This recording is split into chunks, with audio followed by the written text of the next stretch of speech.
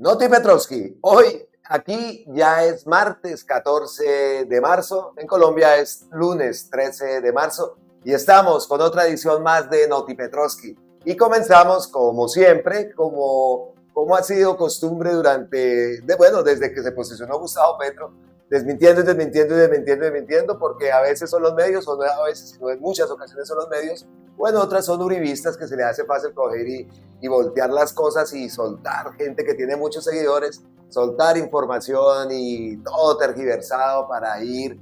Ahora, últimamente el tema ha sido muchos que se han hecho pasar incluso por petristas, que dicen que están arrepentidos de haber votado por Gustavo Petro. Esta es la última moda. Y una de estas salió esta mañana diciendo que una silbada, no sé si vieron, yo en los shorts he subido una tremenda pitada que le pegaron al alcalde de Soacha, Juan Carlos Saldarriaga, el sábado, cuando Gustavo Petro estaba visitando ese municipio y haciendo el gobierno escucha, que como lo hemos dicho, es la continuación del Petro escucha. Entonces le pegaron tremenda silbada al alcalde y salieron diciendo que esa silbada había sido para Gustavo Petro. Veamos los videos, el falso y el verdadero.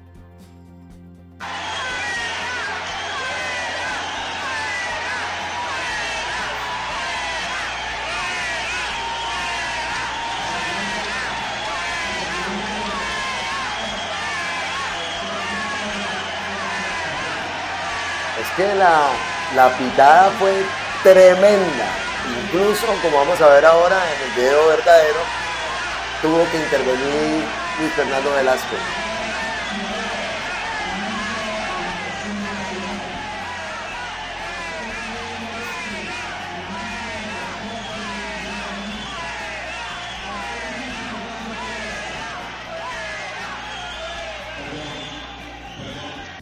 Es momento de darle paso a la intervención del Este es el verdadero. alcalde del municipio de Soacha, Juan Carlos Saldarriaga. Bienvenido.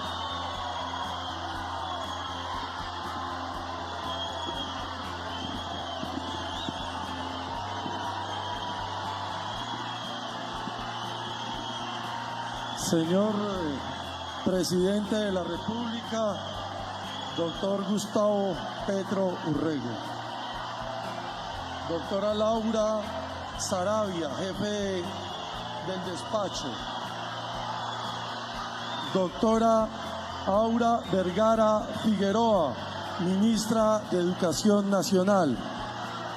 Doctor Guillermo Reyes, ministro de Transporte y gran amigo. Doctor Luis Fernando Velasco. Perdón. El gobierno nacional es respetuoso de las expresiones de los ciudadanos. Entendemos cualquier expresión, pero queremos pedir un favor.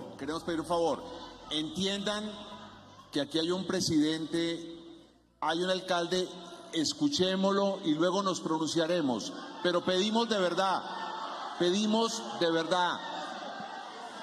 Mire, es muy importante en el ejercicio que estamos haciendo tener una coordinación entre gobierno nacional y gobierno local. Les pedimos con afecto, les pedimos con respeto que escuchemos al alcalde, luego ustedes sabrán pronunciarse, por favor. Muchas gracias, doctor Velasco.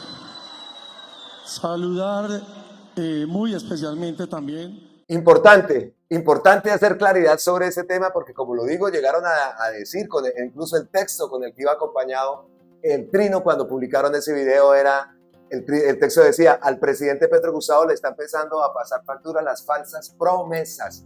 Ah, ¿qué tal el descaro? Y Gustavo Petro pues salió y le respondió: cuando desinforman. Vimos en esa misma presentación, en ese día del gobierno escucha, cómo aclamaron a Gustavo Petro, y más cuando les dijo que se comprometía a la construcción de 3 megacolegios aportando 80.000 millones también a la Universidad de Soacha. Entonces, de que lo estaban chiflando, nada. Eso es lo que quieren, y eso ahora últimamente ha sido el actuar de estos bots que lo que hacen es hacerse pasar por petristas, decir que son petristas y después te metes en los perfiles y están retuiteando a María Fernanda Cabal, decir que son petristas y que están arrepentidos. Todo eso también lo van generando y van dejando la semillita en redes sociales. Mucha gente hasta les cree. Entonces, por eso hago aclaración importante que Gustavo Petro también salió y desmintió ese tema. Entonces dejamos ya eso ahí. Y importante que vamos a ver hoy en Notipetrovsky. Vamos a tocar el tema del Clan del Golfo, que esta situación también está pasándose ya de la raya. No es el único tema, obviamente tenemos que hablar de Nicolás, que Gustavo Petro ha sido tajante el día de hoy con una respuesta, que más adelante la vamos a ver diciendo que no va a dar más declaraciones con respecto a este tema. La Rosa, la forma como Gustavo Petro iba a afrontar el gobierno, iba a afrontar esta crisis, este derrumbe, se tardaron 45 días en solucionar, que aunque todavía es provisional, es un avance grandísimo. Aplaudimos esa forma de actuar, aplaudimos también la autocrítica que se hizo el mismo Gustavo Petro más adelante, que también lo veremos aquí en Notipetrovsky. Como siempre, Gustavo Petro cuando hace un discurso deja unas perlitas y no fue la excepción en el discurso de la inauguración ya de la vía, que incluso lo vimos hasta dando paso en la propia carretera.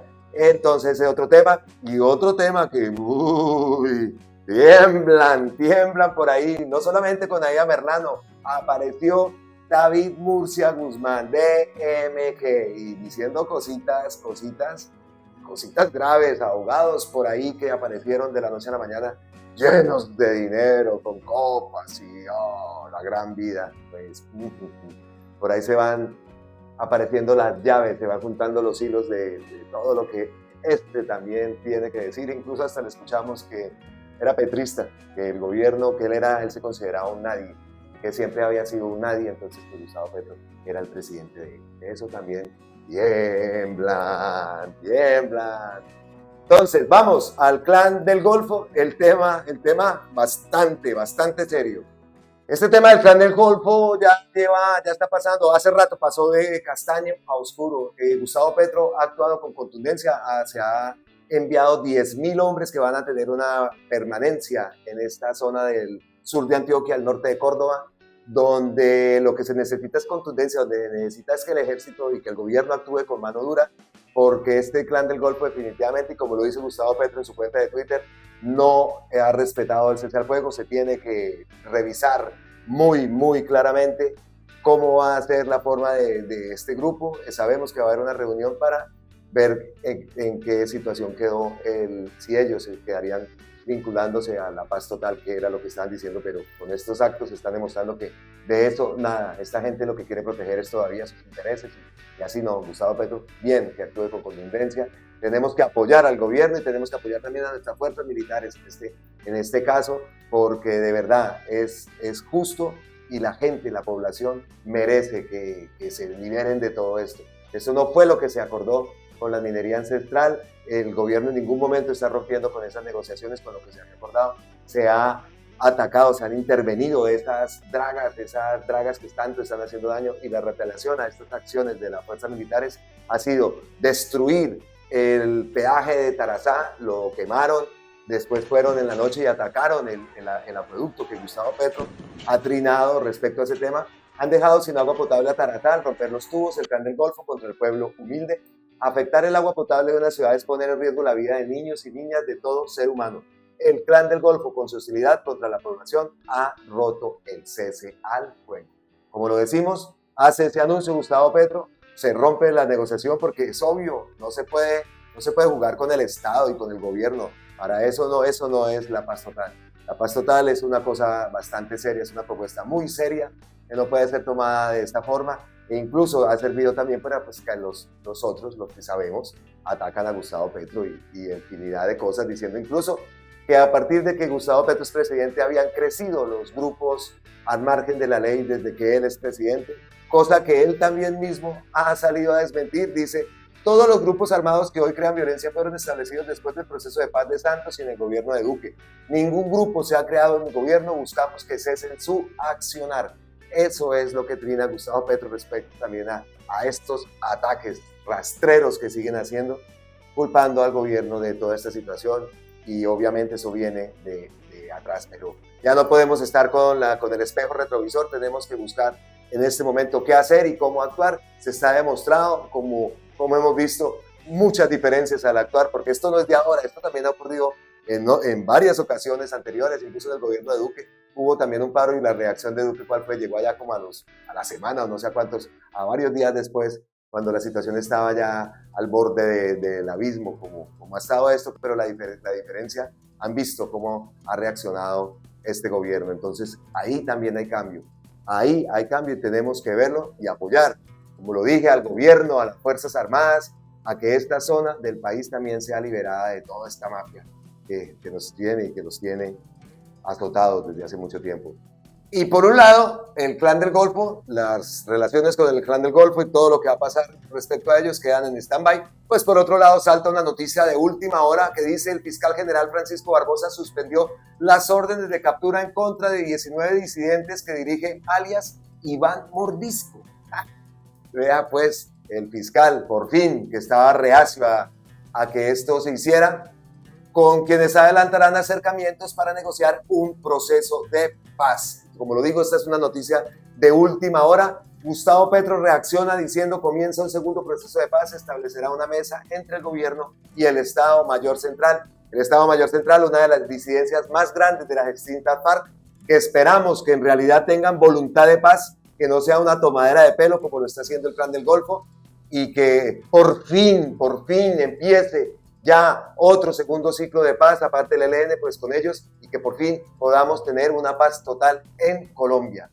Entonces dejamos ahí el tema del Clan del Golfo, el tema del Estado Central, que como lo dije, ojalá tengan en realidad disposición de que se llegue a un acuerdo con ellos, que el Estado cumpla, que ellos cumplan y que por fin se logre un avance más en búsqueda de esa paz total que tanto añoramos. Tanto los que están dentro como los que estamos fuera, porque los que estamos fuera también queremos un hermoso país.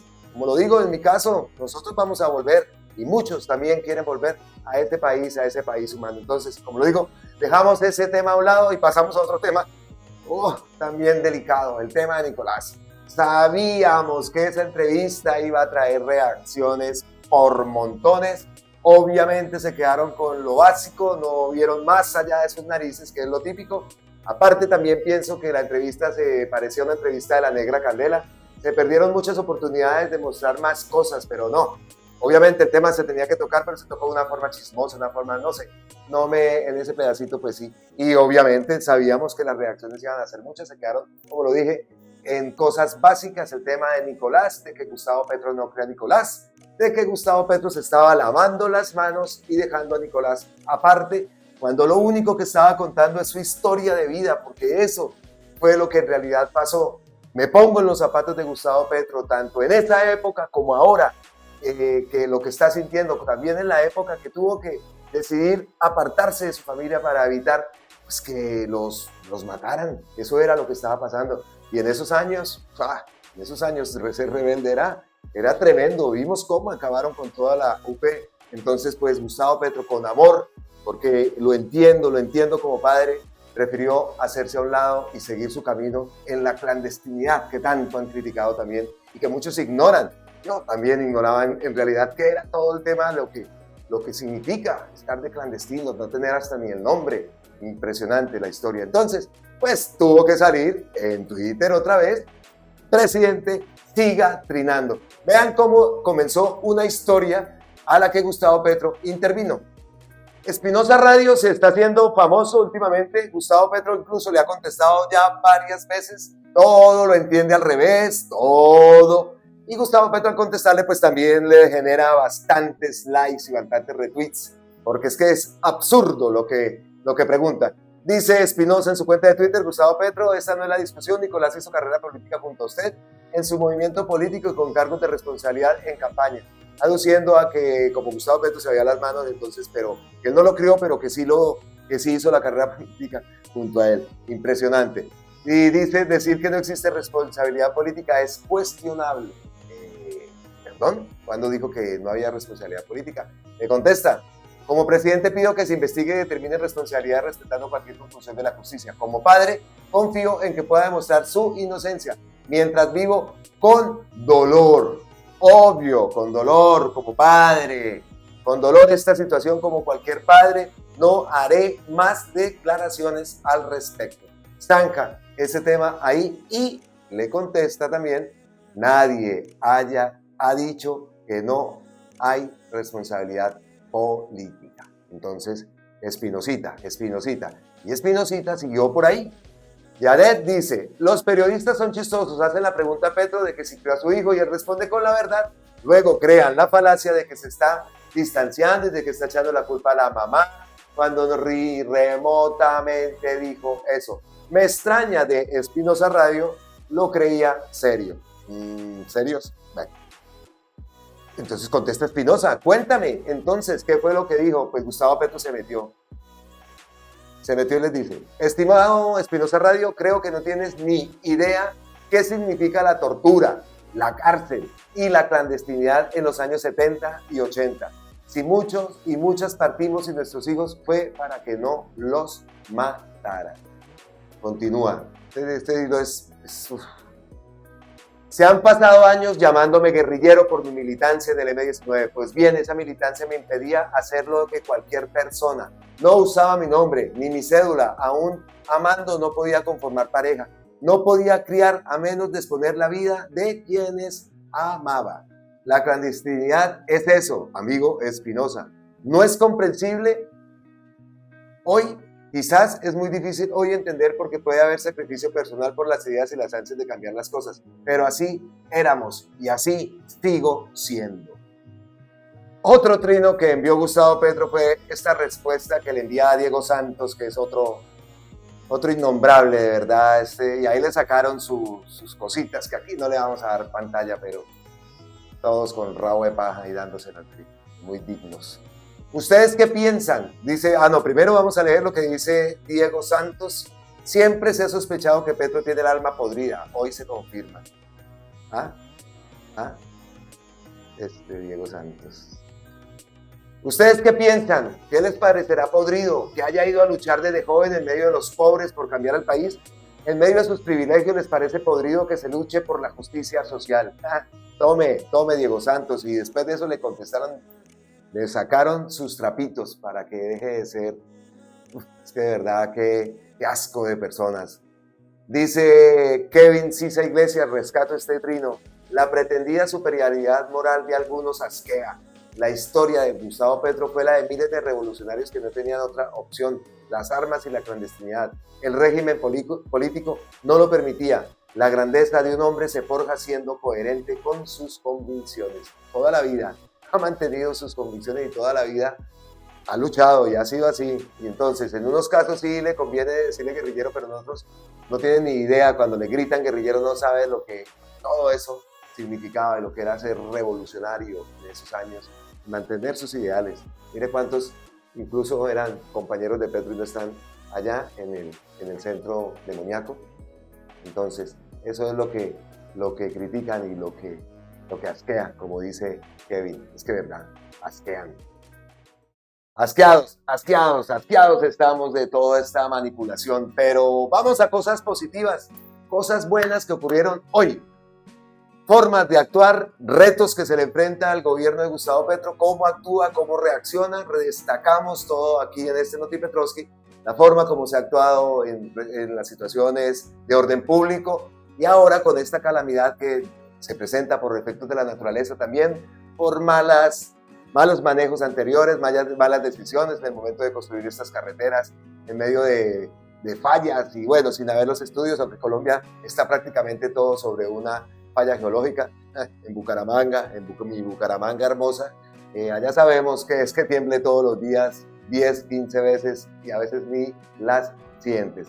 Entonces, ¿cómo reaccionó Gustavo Petro? ¿Cómo reaccionó el gobierno? 45 días se habilitó una vía provisional para poder hacer llegar alimentos a la zona de Nariño, pero Gustavo Petro también hace autocrítica y dice que, bueno, sí, esto es un pañito porque la cuestión no es solo los alimentos, la cuestión tiene que ser profunda, la cuestión tiene que empezar en las personas, cómo se tiene que solucionar todo esto, se tiene que reactivar el Nariño, una zona olvidada. Siempre vemos que las carreteras tiran hacia la costa, hasta Cali, pero esa zona olvidada, pues no, esa zona que tanto le aportó a Gustavo Petro una victoria contundente en ese departamento, pues Gustavo Petro obviamente no se va a olvidar de ellos y de todo lo que significa y que tiene que significar el crecimiento de este departamento para ellos, para el país, para esa comunicación con el resto de América, de Latinoamérica y de Sudamérica, porque tenemos que ser potencia, tenemos que unirnos, hay muchos negocios, hay muchas cosas que se tienen que hacer para competirle a comunidades como la europea. Aquí mismo lo saben que Latinoamérica en un futuro donde seamos vivos, donde tengamos la viveza y la grandeza de ser uno, arrasamos con la comunidad europea. Latinoamérica unida sería impresionante. Pues de todo este tema habló en Las Rosas, como siempre un discurso que deja muchísimas cosas y autocrítica al Banco Agrario, autocrítica a la forma como él dice las cosas y todavía los funcionarios que no actúan, no van al ritmo del gobierno y eso también son palos en la rueda. También habla de las tasas de interés, de la bajada de las tasas de interés. Critica otra vez también al Banco Agrario porque ellos debieron haber sido los primeros en haber bajado las tasas de interés. Cuando le hizo la sugerencia, lo hizo Bancolombia, todos los privados se vinieron en cadena, ya la han bajado casi todos estas tasas. Entonces, a ver aquí qué más dice, tengo aquí la copialina, la industrialización del Nariño. Y pues entonces pasemos a escucharlo, pasemos a escuchar a Gustavo Petro, que, como le digo, es siempre un placer escucharlo y aprende uno muchísimo cada vez, que es como una clase. Yo siempre tomo los discursos de Gustavo Petro como clases. Entonces vamos a escuchar esta clase que dio hoy en Las Rosas. Una tesis de la reubicación cuando se trata del mundo rural es que las personas tengan más tierra que las que tenían. Siempre con el factor de la calidad de la tierra. No se trata de empeorar, sino se trata de mejorar. Pero yo vengo repitiendo esto meses desde que andamos de inundación en inundación desde el año pasado y no fluye. Las familias obviamente van en arriendo, viven mal, algunas hacinadas en muchos lugares del país. Y yo mirando lo que pasa en los años anteriores, es que eso ha sido así siempre. Es como si los gobiernos se olvidaran de las personas. Mire que pudimos hacer el pavimento rápido para que pasen las mercancías, pero no hemos resuelto el problema de los seres humanos. Esa es una inversión de las prioridades. Porque ¿qué es más importante? En un gobierno, si nosotros hablamos de Colombia humana o de gobierno progresista, primero se pone a los seres humanos. Y no ha sido aquí el ejemplo. ¿Qué es lo que creo está pasando con los en las diferentes regiones y en las diferentes épocas, con los damnificados que son al final climáticos? En este caso se conjugó en las lluvias con la falla del Romeral, debajo de la tierra obviamente. ¿Qué es lo que pasa? Yo creo que no se está aplicando la ley de emergencias. Hay un temor reverencial a aplicar la ley de emergencias. Aplicamos los mecanismos ordinarios, los que se usarían si no hubiera emergencia, pero no aplicamos los mecanismos extraordinarios por los cuales se decreta la emergencia. Para eso se hizo una ley en el año 2012, precisamente después del desastre que sufrió, creo que el gobierno de Santos, que eran las inundaciones 2010-2011, que fueron también tenaces. Si esa ley no se aplica, no creo que haya rapidez en solucionar los problemas de los damnificados. Y la ley hay que aplicarla. Y para eso se hizo. No estamos evadiendo la ley o rompiendo la ley, es al contrario, fíjese, el presidente está pidiendo que se aplique la ley.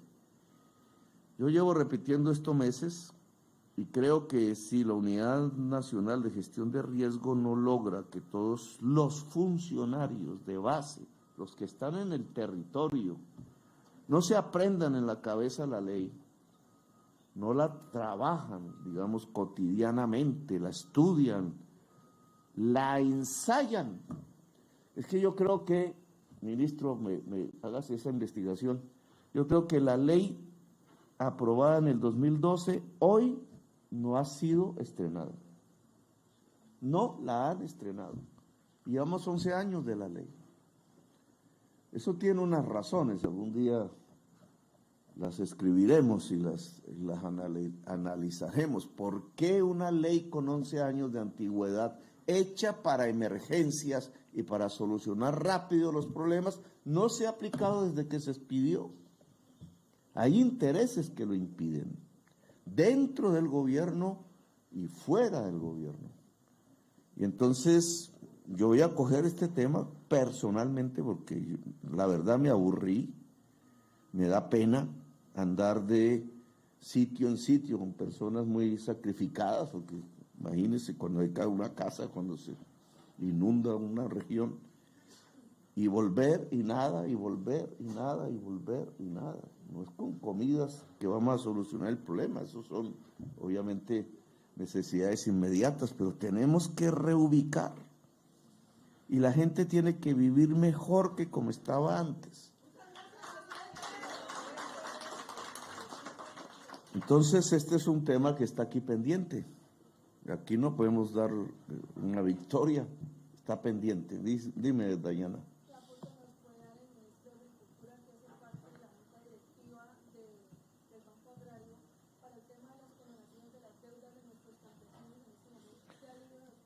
La ministra, que no está acá, entonces aquí no podemos. ¿Sí hay? Sí, entonces el Banco Agrario tiene una junta, la junta directiva del Banco Agrario tiene que priorizar emergencia. Existe la norma, no es que no existe, digamos, el condonar deudas, el generar subsidios, eso está en el banco. Pero, otra vez, no se prioriza. Entonces, en la lógica del Banco Agrario desde hace muchos años, cuando lo convirtieron, antes era la Caja Agraria, la Caja Agraria tenía una lógica que era atender el campesinado. El Banco Agrario entonces tuvo otra, que fue volverse un banco. Y entonces aplicó toda la normatividad que tiene hoy el Bancolombia o el Banco Comercial, digamos, como si fuese su función. Y se olvidó del campesinado. Nosotros queremos torcerlo de nuevo, eso depende de la Junta Directiva, para que vuelva a estar al servicio del campesinado. Miren ustedes que me atreví a sugerir en un trino de redes de estas, que se bajara la tasa de intermediación de los bancos. ¿Qué es eso? El Banco de la República crea una tasa, esta vez es altísima, la ha subido de 0,5 a 12%. Y la banca comercial que coge recursos del banco, entonces le crea su tasa de utilidad, le llaman tasa de intermediación, y entonces termina dando intereses al 30%, 40% y casi llega al 50%. ¿Y quién va a coger un préstamo? Un agricultor, digamos, al 30%, al 40%, si a duras penas da rentabilidad a la tierra. Entonces, yo escribí en el trino que hicieran un sacrificio por el bien incluso de ellos mismos, porque si se alza la tasa de interés estrepitosamente, pues la gente deja de endeudarse o no paga las deudas que ya tiene y el banco se va al suelo. No es sino que el deudor no pague y el banco quiebra.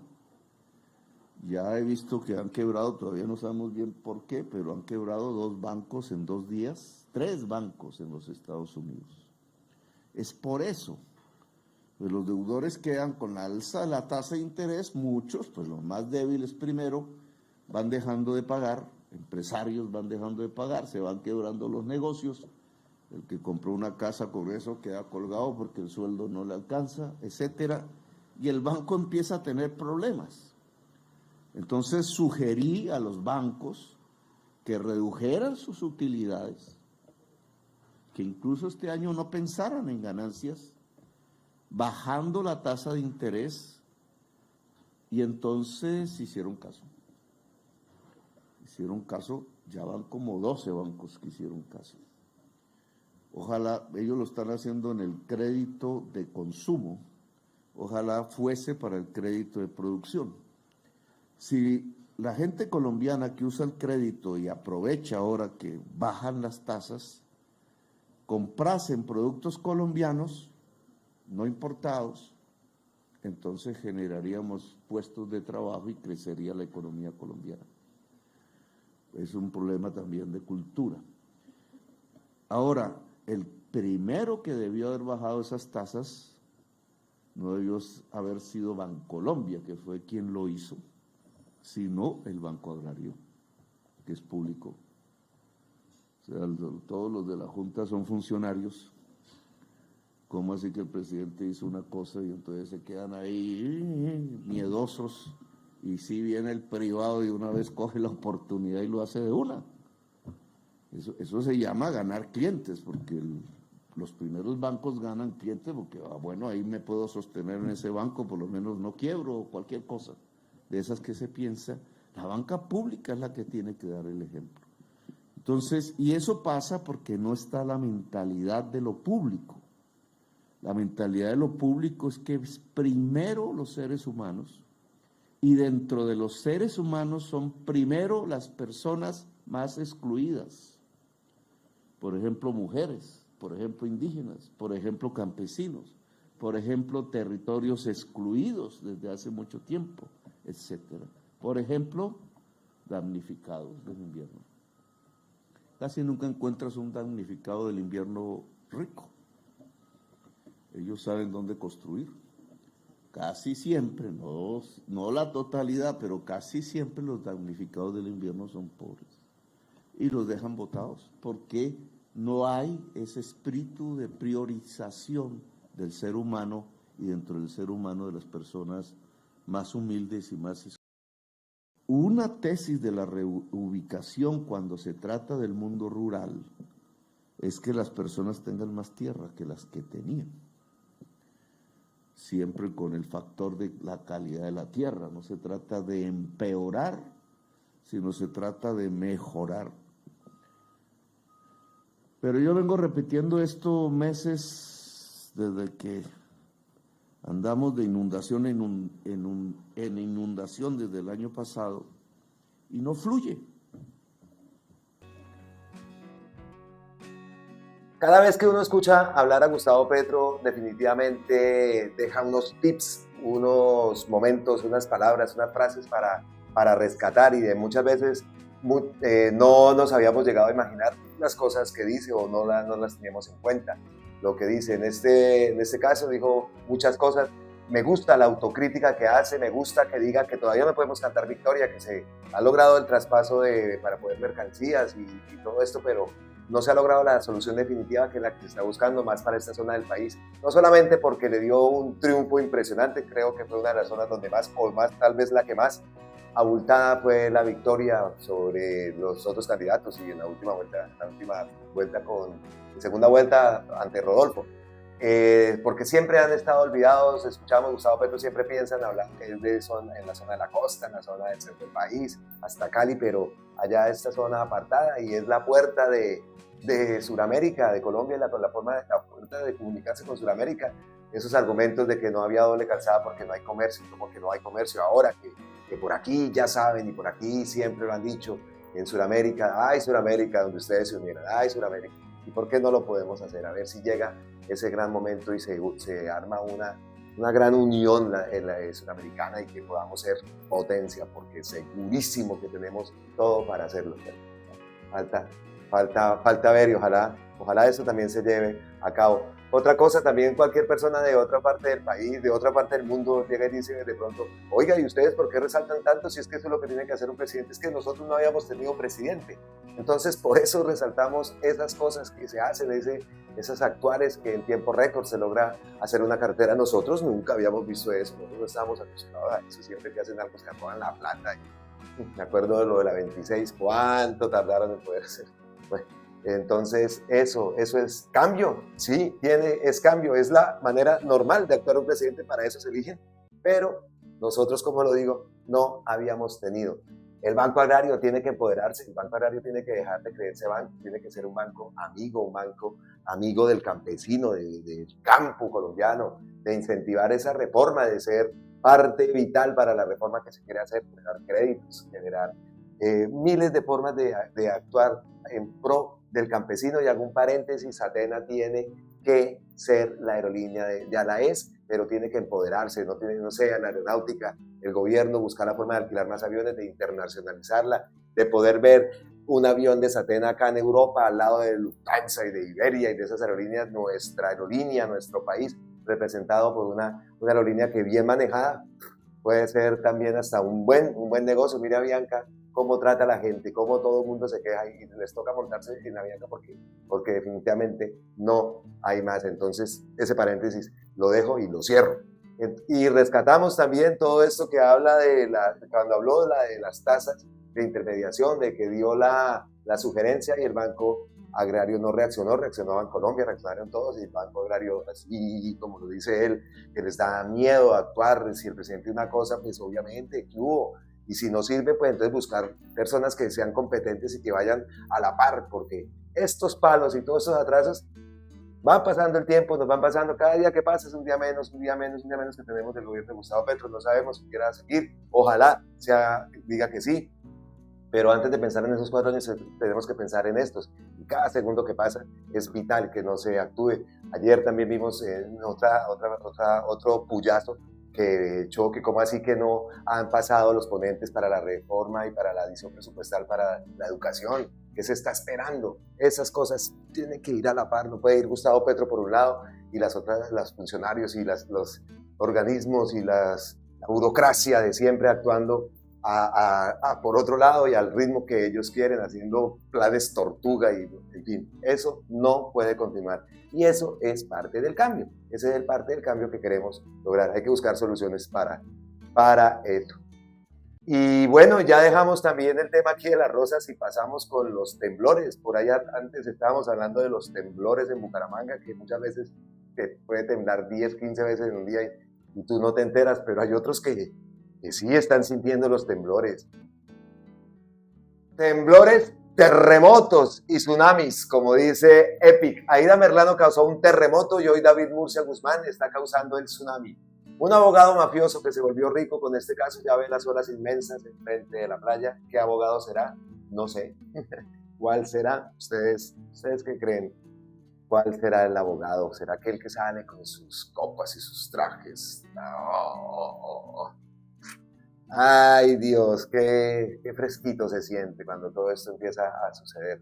El cerebro de DMG, David Murcia Guzmán, habló en exclusiva para Cambio y hizo duras declaraciones en contra de su ex abogado Abelardo de la Espriella, y aseguró estar dispuesto a suministrar información clave para reparar a las víctimas. Dice por aquí, en entrevista exclusiva con David Murcia Guzmán, cerebro de la captadora DMG, quien hizo unas declaraciones en contra de su abogado Abelardo de la Espriella y la liquidadora María Mercedes Perry.